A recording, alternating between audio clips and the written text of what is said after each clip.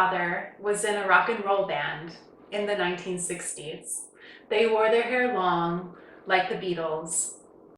They produced 5 records and played for countless gigs across San Bernardino County.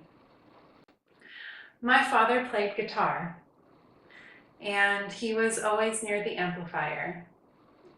Today, he is profoundly deaf. The sensory hair cells of his inner ear were effectively destroyed by years of exposure to loud noise in his youth. Such a fate has also affected musicians like Ozzy Osbourne and Eric Clapton. Now, if my father were a chicken, as strange as that might sound, he would not experience hearing loss. This is because non-mammalian vertebrates, such as chickens, lizards, salamanders, frogs, all have the ability to restore hearing after damage, whether that damage is from exposure to loud noise or ototoxic drugs. So birds have an advanced hearing organ, as you can see from this comparative anatomy between the chicken cochlea and the mammalian cochlea.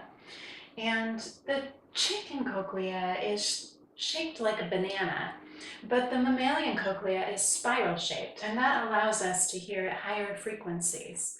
But in general, the anatomy is quite similar, and therefore studying how regeneration works in the chicken is very applicable to the human. Now, if we take a cross-section through the chicken cochlea, what you'll see is a beautiful line of hair cells with the bundles here in white. And these are the cells that convert the mechanical energy of sound into electrical energy. That's shown here with the neuronal connections to these hair cells as they go to the brain. Now, these hair cells in mammals are not able to regenerate when they are lost, but in chickens, it's a different story. If we look at another cross-section through the cochlea, we can see the hair cells in red, their bundles in white, and importantly, the supporting cells in green. These cells are the putative stem cells that give rise to hair cells after they are damaged. And this is where the chicken is different from the human or the mammal, and that these cells possess the capacity to morph into hair cells or divide and become hair cells.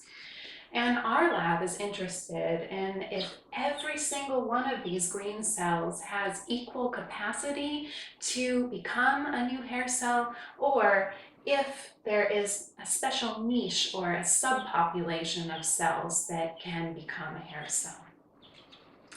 So in studying regeneration, we need a reliable damage model. That means we need to be able to destroy these cells first in order to watch regeneration in action.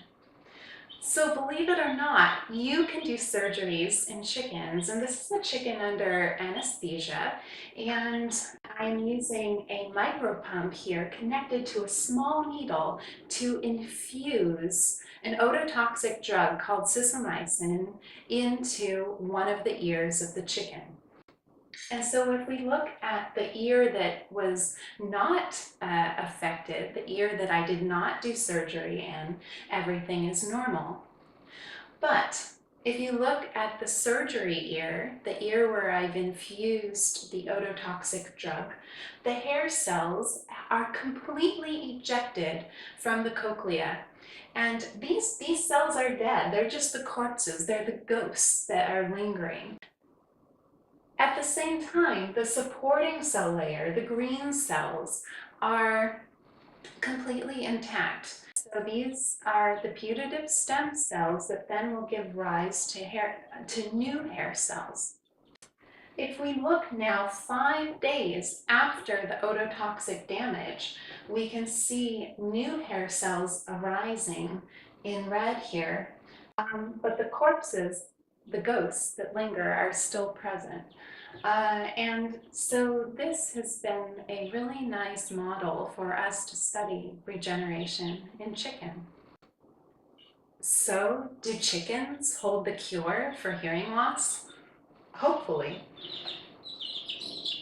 While it might be too late for my father, these amazing creatures will be able to give us insight into whether regenerative capacity in humans can be reawakened.